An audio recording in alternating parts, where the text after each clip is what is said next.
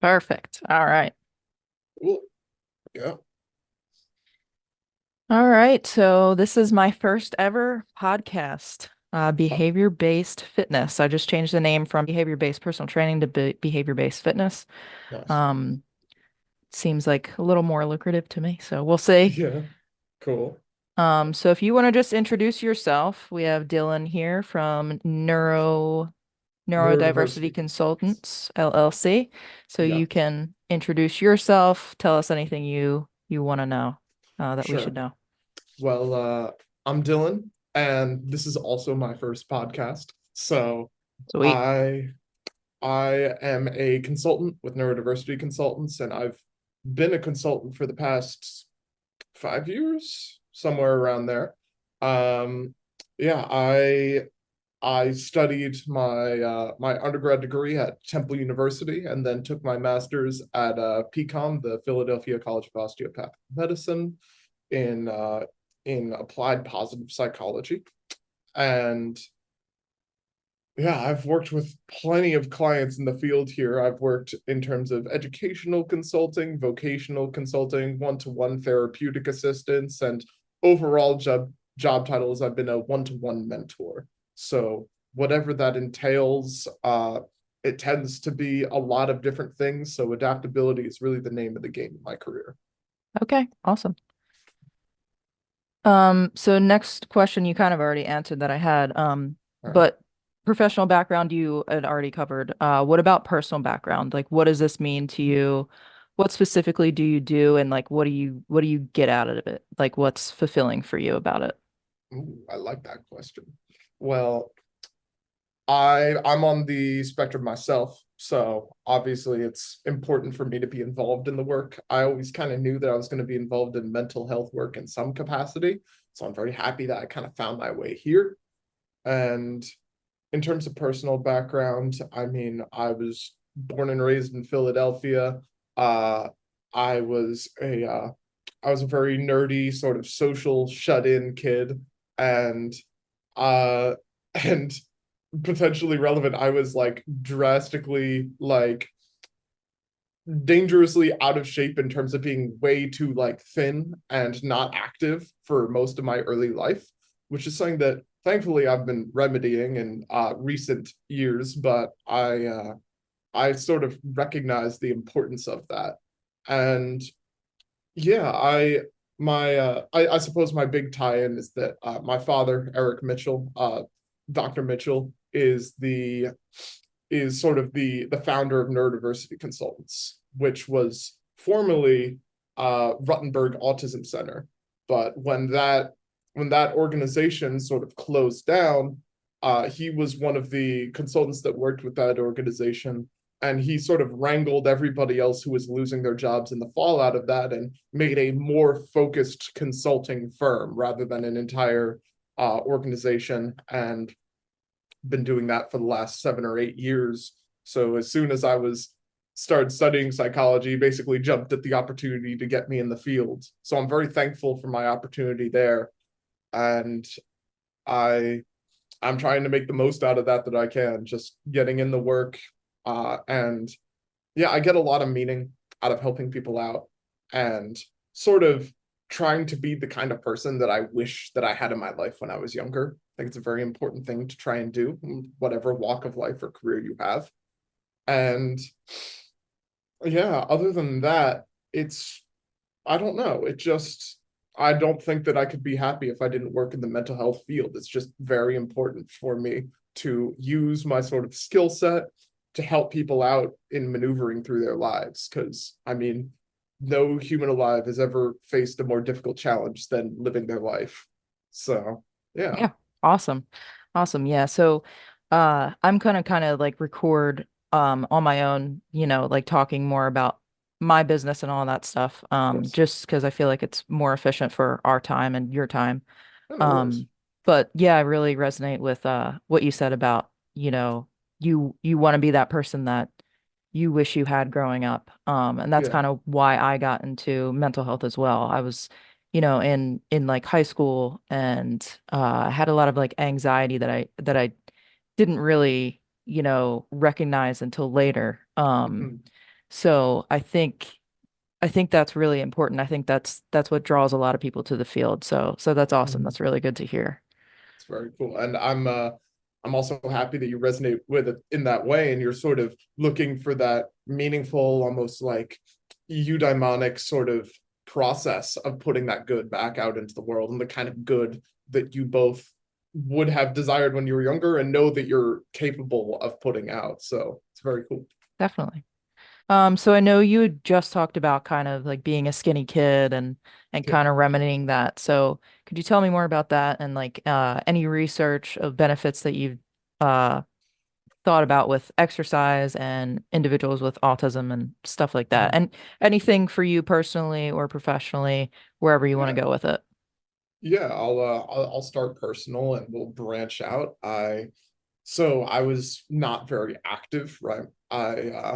I did a lot of art. I did a lot of like writing and I played a lot of games and I really didn't have a great social circle.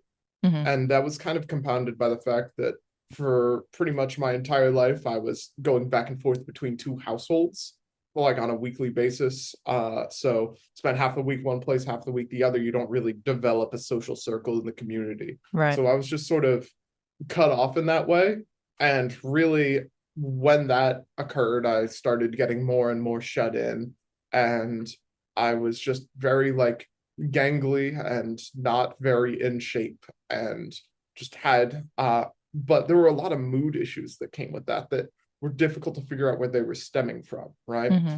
And as a positive psychologist, I now know that that whole body approach to health and wellness, there's that biopsychosocial link in there that the way that you treat your body actually really matters for your mental state. And that's something I didn't understand. I was like, I don't need to be outside. I don't need to like be in great shape to be happy. When in reality, what I was doing was chemically robbing my body of the resources literally required in the biological equation of happiness.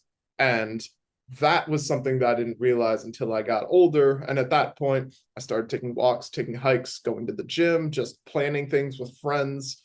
And yeah, I mean, that's really the extent of my journey. Just that realization that I suddenly understood that I was robbing myself of important tools required on that journey to happiness. Right. That's awesome. That's a really good answer. I love that. Thank you. And that's kind of what my goal is with people, Mm-hmm.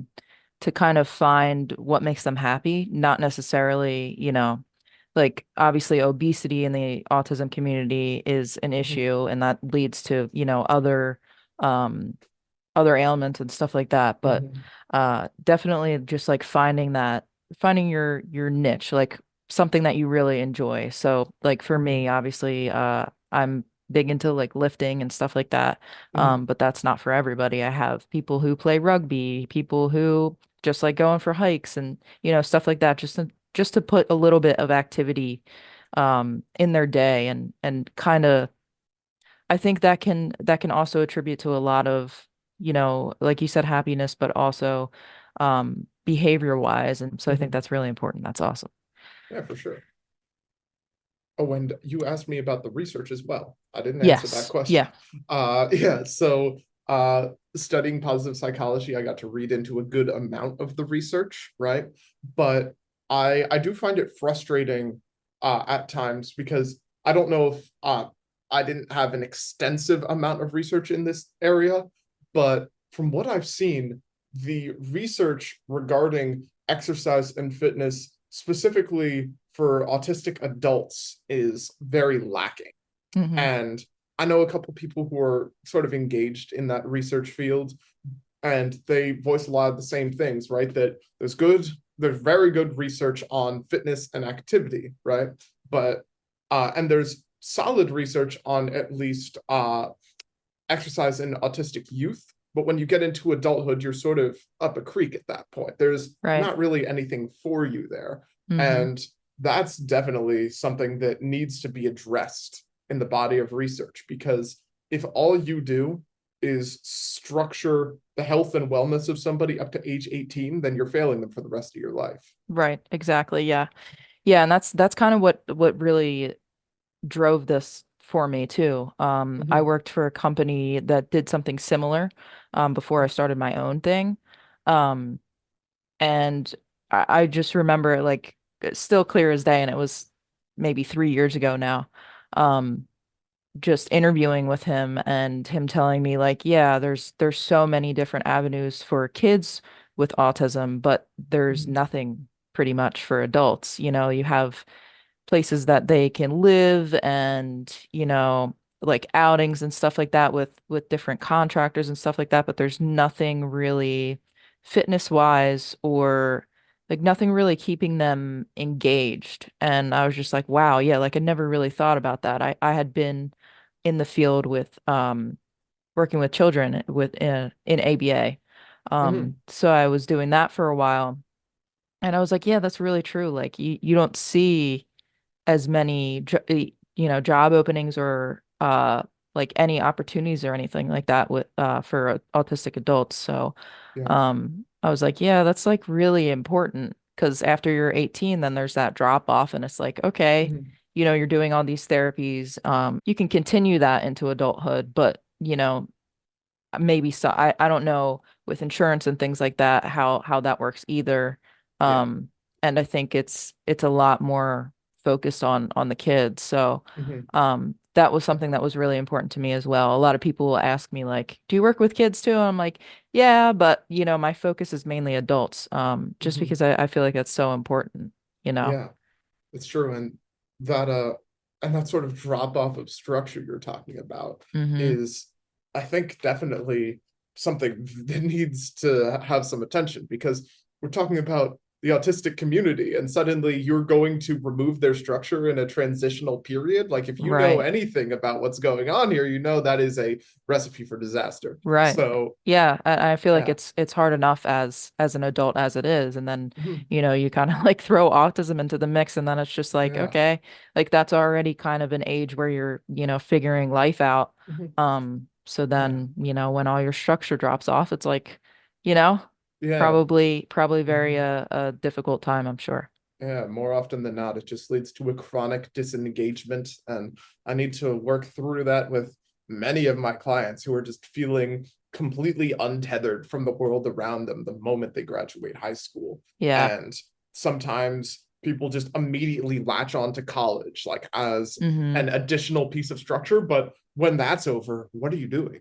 Right. And that's something that's very challenging to face, because the only real solutions we have for the autistic community as it stands is we have like full comprehensive like lifestyle programs, and we have small one-off things that are more piecemeal. There's no happy medium. There's no sort of resources that can be easily provided to all financial brackets that will actually facilitate a fully autonomous lifestyle. Right. And that's certainly an issue. Yeah, for sure. So with that, you kind of already probably covered some of this, but could you just walk me through? So say like I'm coming to you, Mhm. I reached out to your company, kind of Mhm. what would that process kind of look like? Like what would they come Gotcha. to you for, and then what would Mhm. that process, be like? Well, people come to us for a lot of things. We're primarily referral based. So, what it would normally look like, right, is if you're just an individual who's reaching out because you think you need some therapeutic help, then you just shoot us an email. We do free 30-minute consultations. You probably speak to Dr. Mitchell or one of our other like in-house doctors there, and just sort of get a quick diagnosis, get to know you a little bit, and then refer you to sort of a consultant that fits your portfolio, right? And what you're looking for. So if you're looking for some vocational skills and support, you might be referred to me or Chris. If you're looking for some emotional control, maybe you'd be referred to Dr. Romero, or you could be referred to Dr. Brown if you're looking for more like I suppose the word would be like executive functioning support, right? And there's a lot of different things that come into play there. And a lot of the time, we might not even be reached out to directly by an individual seeking help, right? I have a lot of clients who are like 17, 18, 19 in their early 20s, but I also have a lot of clients who are, school age, and I'm doing some educational consultants, some sort of like ABA-esque work. And typically, the crux of what we do is we are made aware of a situation in which the existing structure isn't fully supporting an individual. And if that person has the correct insurances or the means to sort of bring us on and support, because we're not really an in-network provider, so we're sometimes a little more specific in what we're able to do. But if we are able to come in there, then we will sort of assess and analyze the current situation and find the place that we can step in, sort of help shoulder that pillar and bring up the structure to something sound where that individual can stand atop and start flourishing. And yeah, and so in that way, we really simply do just respond to a person's situation and learn how to support them. If it's a one-to-one thing for an adult, that might just look like some one-on-one therapeutic support.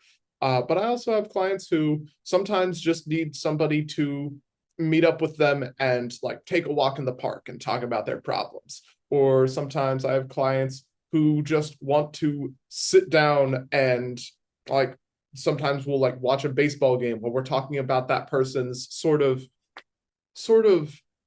I suppose life direction and meaning and values and where they want to go. And so sometimes we can be a helpful tool for transitions, and that sort of vague area that we were talking about between high school and whenever you're self-actualized, where most people on the spectrum really just have no concept of what to do because there's not sufficient education in that transition, Right. which is a problem with the school system in and of itself that exceeds the scope of what we're going to talk about today, I'm sure. Okay, awesome. Thanks for that information. Of course. And then also I was gonna ask you, what is your long-term goal? Ooh. So professionally, personally, wherever you want to take Yeah, sure. Bold of you to assume I know what my long-term goal is, but I will try my best. Yeah, so being in the mental health field is very important to me, and something that's extremely important to me is making that accessible for people of all financial brackets. So something that I'd love to do eventually is either work with some advocacy work regarding therapy accessibility, or simply be at a professional point where I'm able to offer my services either pro bono or at heavily discounted prices for people in certain communities. I'd love to run programs instead of just necessarily one-to-one things, so I can sort of spread that influence more, because we're definitely in a mental health epidemic. I mean, the pandemic ended, but people didn't get a lot less sick, Yeah. unfortunately. Yeah. So we're definitely in a time of need. And Hmm. unfortunately, supply and demand uh, mandates our capitalist society. And so when the demand goes up, the prices go up and the accessibility goes down. And we, and that's not the case. That shouldn't be the case for mental health. And especially in the autistic community, post COVID, a lot of people have no idea what to do, and they haven't been ingratiated into the normal sort of lifestyle pipeline that was already somewhat unsuccessful. And so a lot of these folks are just out in the world with no concept of where to go and with no access to any sort of therapeutic help. And that is a very eloquent way to say that you're stuck Right. and there's really not a way out, especially with the work issues that we're facing right now and the labor shortage and all that, or the at least worthwhile labor shortage.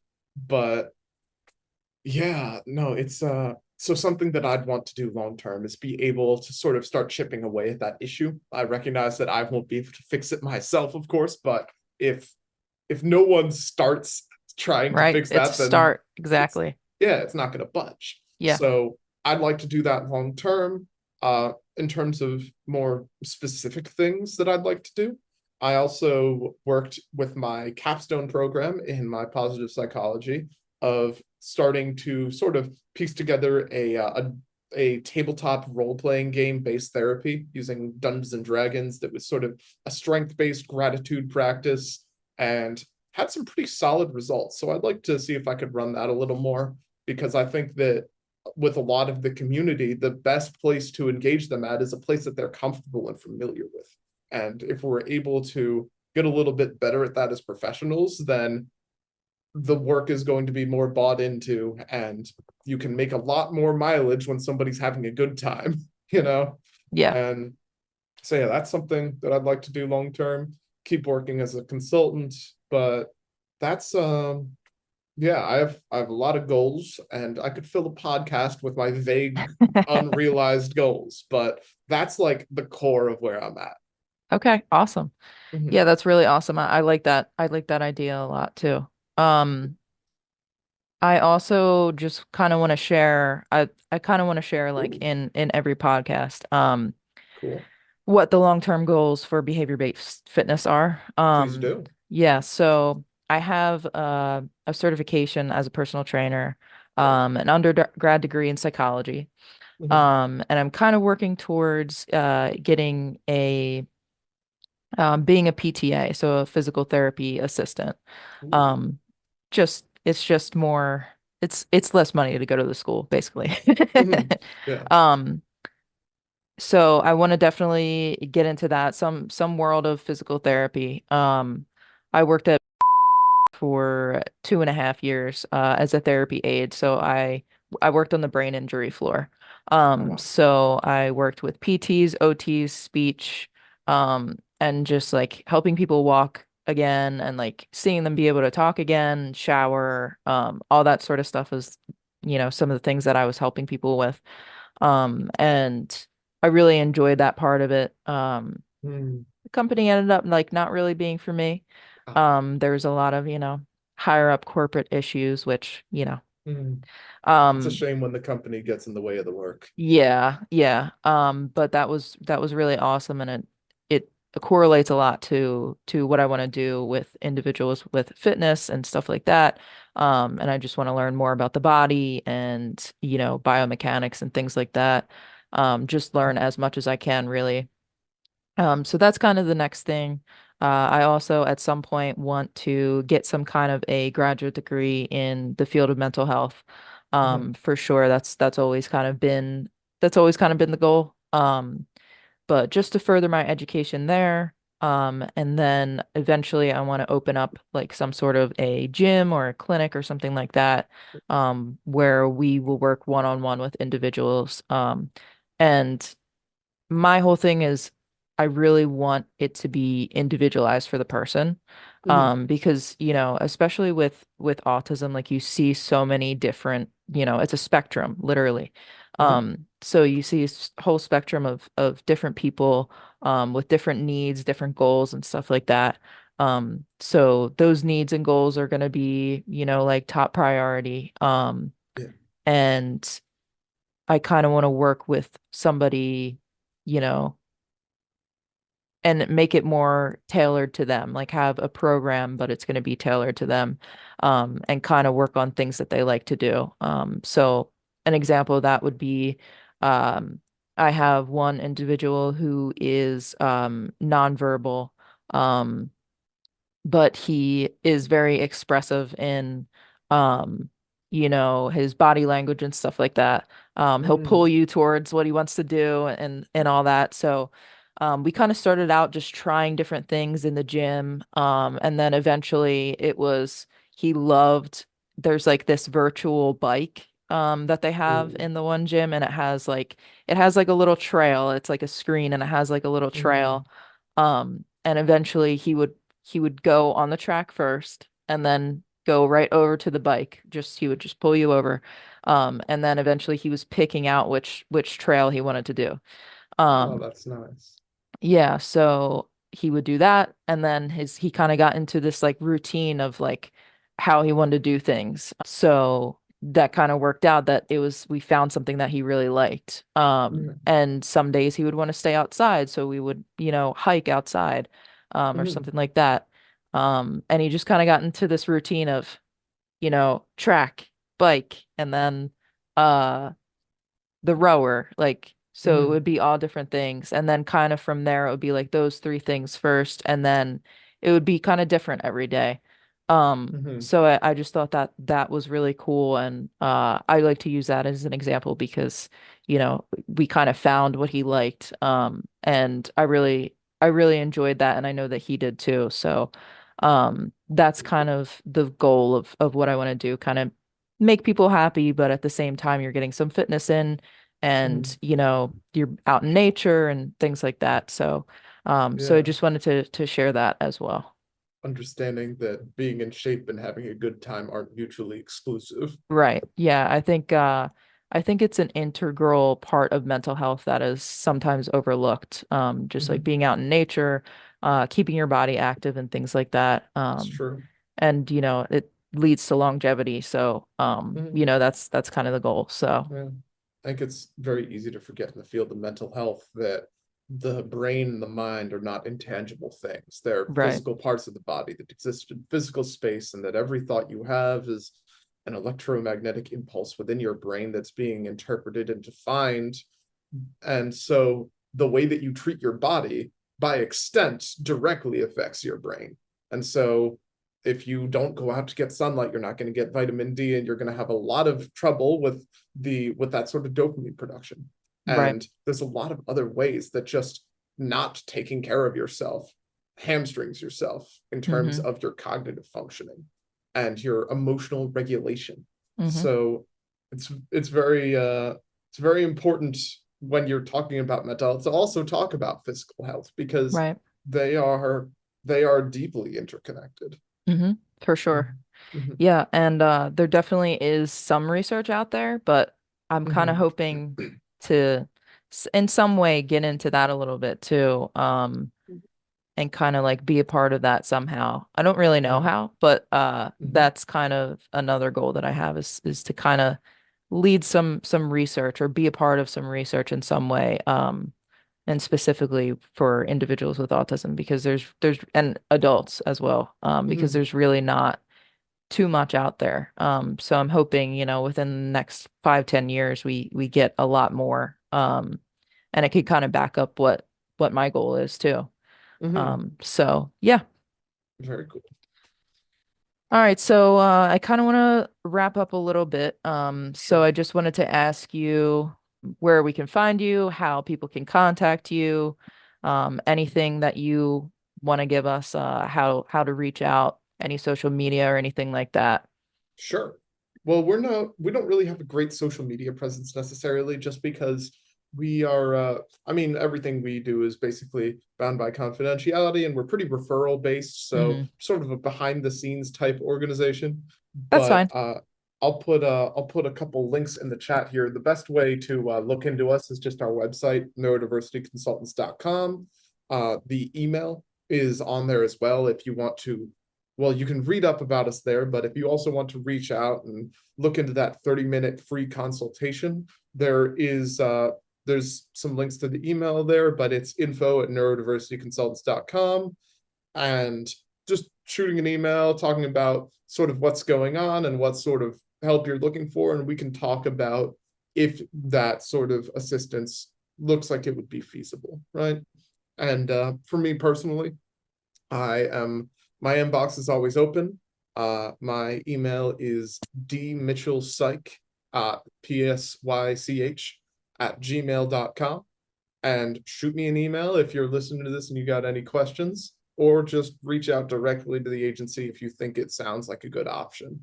I'm gonna paste those in the chat right here too, so that if Perfect. there's any sort of way you can throw those into the description of the podcast, people can access Definitely. them that way. All Will right. do. Yep, I'll link all that down underneath when I put it on YouTube. Great. And I will also, once everything is done being edited and stuff like that, I'll send it your way for sure. Sounds great. Awesome. Well, hey, thanks for having me on. This is very Yeah, thank you nice. so much. Thanks for being the first guest. Absolutely, my pleasure. No, I like this format. I think that you're going to get some good voices out there in the sphere talking about an underfocused topic. Thank you. I hope so. Very cool. All right. Thanks so much, Dylan. Absolutely. All right, have a good one. You too.